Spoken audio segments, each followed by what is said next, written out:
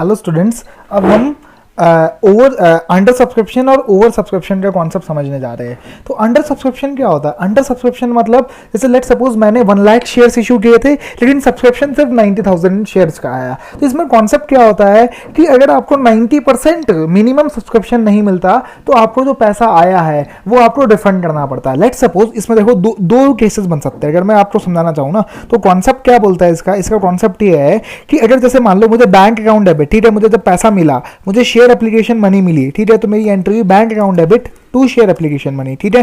क्योंकि अभी मुझे ये नहीं पता कि ये क्या है, ये मेरा क्या शेयर कैपिटल बनेगा या नहीं बनेगा, तो ये फर्दर टाइमिंग क्या होती है, मेरी लाइबिलिटी होती है। क्योंकि मुझे ये नहीं पता क्योंकि अभी मैं ये शेयर्स अलॉट कर भी पाऊंगा या नहीं कर पाऊंगा। क्यों? क्योंकि शेयर्स मैं तभी अलॉट कर पाता हूं जब मुझे मिनिमम सब्सक्रिप्शन मिलता है। जैसे मान लो अगर मैंने 1 लाख शेयर्स इशू करे तो मिनिमम सब्सक्रिप्शन होता है 90% as per the companies act. तो इसका मतलब क्या होता है, अगर मुझे 90,000 शेयर की मिनिमम एप्लीकेशन आई है तब भी मैं क्या बोलते हैं इसे अलॉट कर सकता हूं। तो इसका मतलब क्या होता है, जैसे ही मुझे बैंक अकाउंट मतलब शेयर एप्लीकेशन मनी मिलता है ना, तो मैं इसकी एंट्री डालता हूं डेबिट व्हाट कम्स इन, तो बैंक में पैसा आ जाता है मेरी, और शेयर एप्लीकेशन मनी मेरी लाइबिलिटी है ना कि कैपिटल।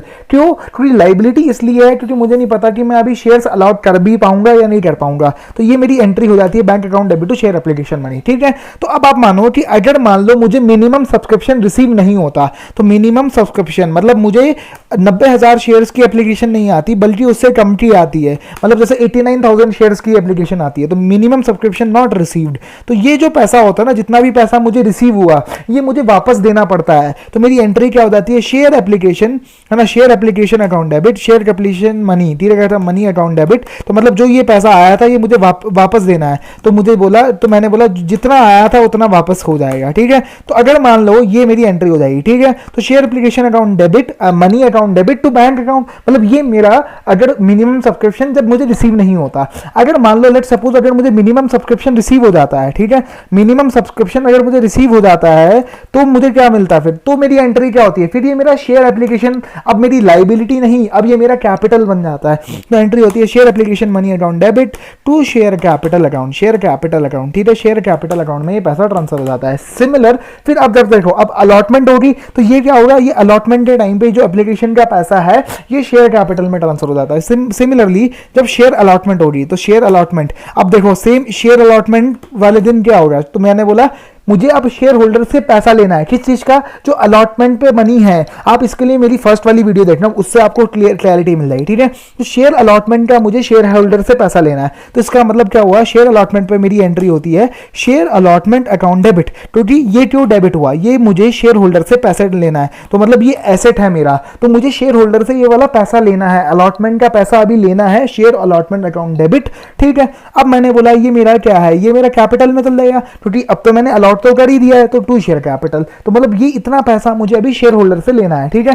जब अब ये शेयर होल्डर पैसे दे देंगे मुझे ये, ठीक है, तो मेरी क्या एंट्री हो जाएगी, बैंक अकाउंट डेबिट, ठीक है, तो बैंक अकाउंट डेबिट, ठीक है, बैंक अकाउंट डेबिट है ना, बैंक अकाउंट डेबिट, ठीक है, bank account debit to share allotment, to share allotment, तो ये मेरी क्या एंट्री हुई, टू शेयर अलॉटमेंट ना, तो ये मेरी जर्नल एंट्री बन जाती है, ठीक है, टू शेयर अलॉटमेंट अकाउंट। तो अब क्या हुआ, मेरा एसेट, ये जो एसेट था ये मुझे क्या हुआ, रियलाइज हो चुका है। रियलाइज मतलब मुझे ये बैंक में पैसा मिल चुका है, तो ये मेरा क्या है, एसेट रियलाइज्ड है ये, ठीक है। ये अगर आप समझो तो ये क्या है, मेरा एसेट रियलाइज्ड है, अगर आप ये देख सकते हो ये मेरा क्या हुआ है, मुझे एसेट रियलाइज हो चुका है। तो इसका मतलब क्या हुआ, bank account debit to share to share allotment account, ठीक है। तो अब आप देखो यहाँ पे देखो, ठीक है, अब आप देखो जब फर्स्ट कॉल जब आपने मंगाई तो अब एंट्री क्या हुई होगी, first call account debit, first call account debit, ठीक है। क्यों डेबिट क्यों किया, क्योंकि ये मुझे पैसा लेना है अभी शेयर होल्डर से, और लेना है मतलब मेरा क्या है, ये एसेट है, तो ये मेरा एसेट है टू शेयर कैपिटल ना, क्योंकि ये मेरा कैपिटल को बढ़ा देगा। सिमिलरली जब मुझे पैसा मिलेगा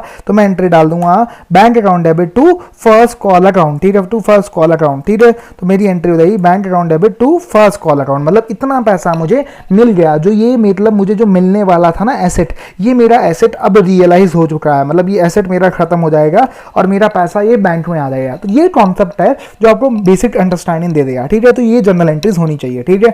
अब अपन चलते illustration number 2 of the study material, वो सॉल्व करते हैं, ठीक है।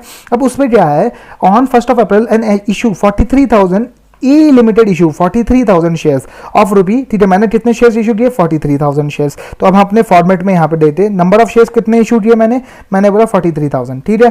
तो ये मेरा नंबर ऑफ शेयर्स है ना, ठीक है। नंबर ऑफ शेयर्स ना, अच्छा नंबर ऑफ शेयर्स मैंने इतने इशू किए, ये इशूड है, ये इशूड है, ये इशूड है, और ये मेरे सब्सक्राइब्ड है। नीचे वाले क्या है, सब्सक्राइब्ड, ठीक है। सब्सक्राइब मतलब जो जिसकी एप्लीकेशन आई, ठीक है। सब्सक्राइब का मतलब क्या हुआ, जितनों ने एप्लीकेशन डाली। तो मतलब ये तो मैंने अलॉट करने को बोला था इतने, लेकिन शेयर होल्डर्स ने एप्लीकेशन दी, ठीक है। तो इसका मतलब क्या हुआ, सब्सक्राइब्ड है। ₹20 on application, ₹30 on allotment, ₹25 on 1 October, 25 on 1 फरवरी 2018, ठीक है। तो अब मेरे को 1 अप्रैल 2017 को 20 रुपए एप्लीकेशन मनी रिसीव हुआ, ठीक है। तो एप्लीकेशन पे कितना पैसा है, मैंने बोला 20 रुपए, अलॉटमेंट में इतना पैसा है 20 रुपए, ठीक है, 20 रुपए है। और फिर मैंने बोला उस पर 25 रुपए है शायद, ठीक है। फर्स्ट कॉल पे 25 रुपए, और सेकंड कॉल के ऊपर भी, सेकंड कॉल जो होते हैं ना, सेकंड कॉल मतलब जब सेकंड कॉल मंगाई तो उसके ऊपर भी 25 रुपए। तो मतलब ये नॉमिनल वैल्यू कितना हो गया, मतलब ये टोटल कितने का इशू हुआ, 90 रुपए का इशू है शेयर ये। तो ये कितना है, 20 रुपये 30 है, मतलब अलॉटमेंट पे 30 है, सॉरी ये जो 30 है, तो ये 100 रुपए का नॉमिनल वैल्यू का शेयर इशू हुआ है, ठीक है। तो ये आप देखो नॉमिनल वैल्यू का जो शेयर है ना वो इशू हुआ है, ठीक है। 100 रुपए का नॉमिनल वैल्यू का शेयर इशू हो चुका है, ठीक है। और 43,000 शेयर इशू हुए थे। लेकिन अब आप देखो इशू से क्या मतलब है, आई कितनी एप्लीकेशन, मैंने बोला 40,000 एप्लीकेशन ही आई सिर्फ। ऑन 20th ऑफ मे 1 अप्रैल को इशूड है ना payable, on 20th of May 40,000 shares for applied for an all the applications for accepted. मतलब ये 40,000 shares for applied for an all the allotment was made on the 1 June. मतलब 40,000 shares apply कब हुए, मतलब ये समझो आपका जो ऑफर था वो 1 अप्रैल को खुला, ठीक है। 1 अप्रैल को खुला, देखो 1 अप्रैल को ऑफर खुला, 20 मई को पैसे आए, ठीक है। 1 जून को अलॉटमेंट हुई, ठीक है। ये 3 डेट्स इंपॉर्टेंट है, मतलब ये ऑफर खुला, इस दिन आपके पैसे आए, ठीक है। 20 मई को आपके पैसे आए ना, देखो 20 मई को पैसे आए और इस दिन आपकी अलॉटमेंट हुई। तो मतलब जो share application to share capital वाली एंट्री होगी ना वो किस दिन होती है, जिस दिन अलॉटमेंट होती है। क्यों, क्योंकि अब वो मेरी लाइबिलिटी नहीं रही, अब वो मेरा कैपिटल बन चुका है, ठीक है। तो 20 मई तक तो ये मेरी लाइबिलिटी थी। क्यों, क्योंकि मुझे अभी ये नहीं पता था कि मुझे मिनिमम सब्सक्रिप्शन मिलेगा भी या नहीं मिलेगा। तो अभी तक तो ये मेरी लाइबिलिटी थी। जब 20 मई को जब पैसा मिला ना मुझे सब्सक्रिप्शन का, तो मैंने बोला अभी तक तो ये मेरी लाइबिलिटी थी, क्योंकि मुझे अभी ये नहीं पता कि मैं अलॉटमेंट करूंगा या नहीं करूंगा। लेकिन जब मैंने 1 जून को अलॉटमेंट कर दिया तो मुझे पता चल गया है कि ये मेरी लाइबिलिटी नहीं है, अब ये मेरा कैपिटल है, ठीक है। तो all the sums for due on allotment were received on 15th जुलाई। मतलब ये पैसा मुझे कब रिसीव हो गया, अलॉटमेंट कब हुई थी, 1 जून को। मतलब 1 जून को मुझे शेयर होल्डर से एक और पैसा लेना हो गया जो कि था अलॉटमेंट का। एप्लीकेशन का तो उन्होंने पहले ही दे दिया था, अब मुझे अलॉटमेंट का पैसा उनसे लेना 1 जून को, ठीक है। तो इसका मतलब, और उसका जो, और वो पैसा कब मिला मुझे, 15 जुलाई को, है ना। Those on first call were received on, अच्छा अब जो फर्स्ट कॉल मैंने कब करी, फर्स्ट कॉल करी मैंने 1 अक्टूबर 2017, और इसका पैसा कब रिसीव हुआ, 20 अक्टूबर को, ठीक है। Generalized the transaction when accounts were closed on 31 मार्च 2018, ठीक है। अच्छा अब देखो जो लास्ट वाला जो है ना 31 मार्च 2018 अपने को ये सारी जर्नलाइज करनी है एंट्रीज, ठीक है। तो अब अपन इस अपने फ्लो चार्ट में चलते हैं। तो 40,000 शेयर ही सब्सक्राइब हुए सिर्फ, ठीक है। तो इसका मतलब क्या हुआ, 40,000 कितना सब्सक्रिप्शन आया मेरे पास, अगर मैं देखूं तो दिस डिवाइड, तो ये अगर मैं परसेंटेज में देखूं तो कितना, 93% मतलब अलॉटमेंट हो सकती है, ठीक है। तो अलॉटमेंट, अब इन्होंने भी अलॉटमेंट कर दी। तो सबसे पहले आप देखो डेट देखो, सबसे पहले आप कौन सी, जो ये 1 अप्रैल दे रखा है ना, इसका कोई रेलेवेंस नहीं है, क्योंकि इस दिन पैसा तो आया नहीं मेरे पास। तो पैसा किस दिन आया मेरे पास, 20 मई को आया पैसा, ठीक है। तो एंट्री इस दिन होगी, तो 20 मई को मेरे पास पैसा आया। 20 मई 2000 कब का है ये क्वेश्चन, 20 मई 2017 को पैसा आया। 20 मई 2017 को मेरे पास पैसा आया। तो कितना आया, मैंने बोला बैंक अकाउंट डेबिट, ठीक है, बैंक अकाउंट डेबिट, ठीक है, बैंक अकाउंट डेबिट, है ना। कितना रुपए आया, मैंने बोला इन 40,000 शेयर के ऊपर, ये जो 40,000 सब्सक्राइब करे थे उसके ऊपर एप्लीकेशन मनी था 20 रुपए। तो इतना मुझे बैंक में पैसा मिला। तो ये to share application money, to share application money, ठीक है, टू शेयर एप्लीकेशन मनी, ये मैंने यहाँ से कॉपी कर दिया। तो ये अभी मेरी क्या है, लाइबिलिटी है, अगर आपको ये पता हो तो ये मेरी क्या है, अभी लाइबिलिटी है, टू है ना, टू शेयर एप्लीकेशन मनी। तो ये मेरा इतनी, ये मेरी अभी क्या है, लाइबिलिटी है, क्योंकि अभी मुझे पता नहीं है कि मैं अलॉटमेंट करूँगा या नहीं करूँगा, ठीक है। तो अब मुझे 1 जून को ये मैंने डिसाइड कर लिया। 1 जून 2017, आप क्वेश्चन में देखो यहाँ पे 1 जून 2017 को हमने क्या किया, वॉज मेड ऑन 1 जून 2017, ठीक है। अब देखो आपने ये डिसाइड कर लिया कि अब ये शेयर एप्लीकेशन मनी आपका कुछ और नहीं है, आपकी लाइबिलिटी नहीं है, ये अब आपका शेयर कैपिटल है। तो ये आपकी एंट्री हो गई टू शेयर कैपिटल, ठीक है। अच्छा, शेयर एप्लीकेशन मनी, अब आपकी लाइबिलिटी जो थी ना ये वाली, ये आपकी लाइबिलिटी क्या होती है, रिड्यूस हो जाती है, रिड्यूस, ठीक है, लाइबिलिटी रिड्यूस हो जाती है और कैपिटल इंट्रोड्यूस हो जाता है। लाइबिलिटी रिड्यूस हो जाती है, रिड्यूस मतलब क्या, एलिमिनेट ही हो रही ना, ये तो खत्म ही हो गया, ठीक है, कैपिटल इंट्रोड्यूस हो जाता है, ठीक है, ये पैसा इंट्रोड्यूस हो जाता है, ठीक है, तो ये शेयर एप्लीकेशन मनी अब आपकी लाइबिलिटी से कैपिटल बन जाता है, ठीक है, ये आपका बैलेंस शीट की पोजीशन हो जाती है, ठीक है। अब आपको क्या करना है, अब 8 जून को, लेकिन अब आप देखो 8 जून को आपको अलॉटेड हुए शेयर्स, तो अब आपको शेयर होल्डर से अलॉटमेंट का पैसा भी तो मिलना है, तो अब आप क्या करोगे, एक नई एंट्री और डालोगे 8 जून को आप डालोगे share allotment account debit, share allotment account debit, ठीक है, share allotment account debit to share capital. ये क्यों डालोगे आप, आपने बोला शेयर अलॉटमेंट अकाउंट डेबिट, ये मैंने क्यों डालोगे आप एंट्री, आप ये समझो, आपको ये पैसा शेयर होल्डर से अभी लेना है, क्योंकि अभी आपको मिला तो है नहीं, कितना पैसा लेना है, मैंने बोला 40,000 शेयर पे आपको पैसा लेना है 30। अब आप पूछोगे इस 43,000 की अब क्या रेलेवेंस रहेगी, तो मैं बोलूंगा अब इस 43,000 की कुछ भी रेलेवेंस नहीं रहेगी, क्यों, क्योंकि अब जो भी पैसा मिलना है वो सिर्फ 40,000 पे मिलना है मुझे, 43,000 अब मान लो है ही नहीं है क्वेश्चन के अंदर, ठीक है, तो अब मुझे कितना पैसा मिलना है, मैंने बोला 40,000 के ऊपर, मुझे 40,000 के ऊपर 30 रुपए के हिसाब से शेयर होल्डर से अभी पैसा मिलना है। अगर आप ये देख सकते हो, ये वाला जो 40,000 पे मुझे 30 रुपए के हिसाब से शेयर होल्डर से पैसा मिलना है, तो अब मैंने बोला इतने से क्या होगा, अब मेरी ये शेयर कैपिटल और बढ़ गई, क्यों, क्योंकि मुझे तो पैसा मिलना है अभी, है ना, उससे शेयर होल्डर से, तो ये मेरी शेयर कैपिटल इतनी और इंट्रोड्यूस हो रही है। लेकिन अब देखो, अब मैं उन्हें थोड़ा बहुत टाइम तो दूंगा ना पेमेंट के लिए, ऐसा थोड़ी है जिस दिन मैंने बोला कि इतना ड्यू है आपसे, आपके आज के आज ही दो, तो मैं उन्हें थोड़ा सा टाइम देता हूँ पेमेंट के लिए, ठीक है। तो जब उन्होंने मान लो लेट सपोज मुझे पेमेंट कब करी,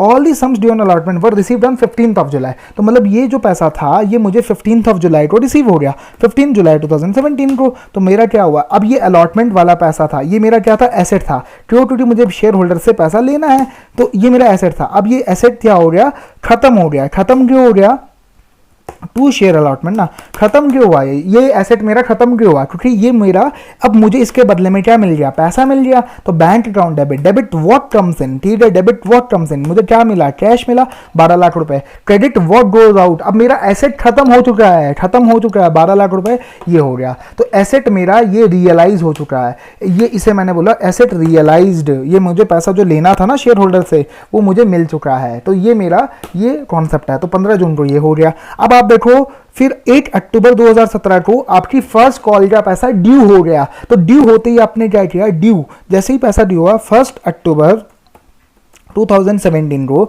आपका फर्स्ट कॉल का पैसा, फर्स्ट कॉल अकाउंट डेबिट, ठीक है, ये आपको शेयर होल्डर से पैसा लेना है, तो आपके लिए क्या है, ये एसेट है, कितने रुपए लेने हैं, कितने रुपए लेने हैं, मैंने बोला 25 रुपए लेने हैं, 25 रुपए लेने हैं ऑन 40,000 शेयर्स, तो इसका मतलब 10 लाख रुपए आपको लेने हैं शेयर होल्डर से 8 अक्टूबर 2016 को, और ये अब आपका कैपिटल भी हो गया होगा, क्यों, क्योंकि ये तो अब आपका मतलब लेने हैं तो दे गए शेयर होल्डर, तो कमिटमेंट है वो तो, क्योंकि शेयर होल्डर्स की कमिटमेंट होती है कि भाई हम देंगे, तो ये आपका शेयर कैपिटल इंट्रोड्यूस हो गया। अब लेकिन हम शेयर होल्डर्स को थोड़ा सा टाइम देते हैं फॉर पेमेंट ना, तो हमने जैसे 8 अक्टूबर 2017 को अब हमने ये जो फर्स्ट कॉल पर रिसीव्ड ऑन 28 ऑफ अक्टूबर 2017, मतलब ये पैसा कब रिसीव हुआ मुझे, तो ये हमें दे रखा है क्वेश्चन में कि 20 अक्टूबर को ये पैसा रिसीव हुआ, तो 20 अक्टूबर को क्या हुआ, ये जो मेरा एसेट था ये मुझे रियलाइज हो गया, तो मैंने बोला टू फर्स्ट कॉल अकाउंट, ठीक है, टू फर्स्ट कॉल अकाउंट, ठीक है, कितने से रियलाइज हुआ मुझे, तो ये मुझे रियलाइज हो गया, कितने रुपए से रियलाइज हुआ, तो 10 लाख रुपए से ये पैसा मुझे रियलाइज हो चुका है।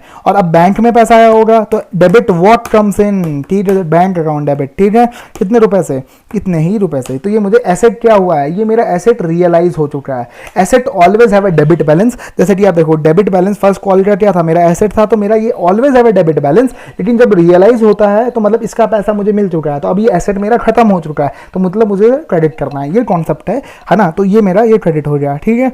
फिर अपन चलते हैं, अब देखो 8 फरवरी 2018 को 25 रुपए मुझे सेकंड कॉल के मिलने हैं, तो same entries, same set of entries लिखनी है अपने को, कोई दिक्कत वाली बात ही नहीं। अब तो देखो सेकंड डेट देख लेते हैं ना, एक मिनट को, सेकंड 1 Feb 2018 ना, ठीक है, 1 Feb, ठीक है, 2018, ठीक है, ठीक है, 1 Feb 2018, ठीक है, ये आपको सेकंड कॉल का पैसा मिलना है, सेकंड कॉल का पैसा मिलना है, तो सेकंड कॉल का पैसा कितना है, सेकंड कॉल अकाउंट डेबिट कितने से मिलना है, 40,000 शेयर के ऊपर, 40,000 शेयर के ऊपर आपको सेकंड कॉल में 25 रुपये मिलना है, ठीक है, तो टू शेयर कैपिटल, ठीक है, तो टू शेयर कैपिटल ना, ठीक है, अब तो 1 अक्टूबर अब आप मान लो, अब इसकी हमें क्वेश्चन में ये नहीं दे रखा कि हमें ये पैसा कब मिला, तो हम ये मान लेते हैं कि 31 मार्च से पहले पहले मिल गया होगा, तो हमें बुक्स ऑफ अकाउंट क्लोज करनी है 31 मार्च 18 को, तो हम ये मान लेते हैं कि ये 31 मार्च को ही पैसा मिल रहा होगा, ठीक है। तो हम ये अजम्पशन है, ये हमारी अजम्पशन है कि हमें ये पैसा मिल गया होगा 31 मार्च 18 से पहले। तो हमारी एंट्री हो रही बैंक अकाउंट डेबिट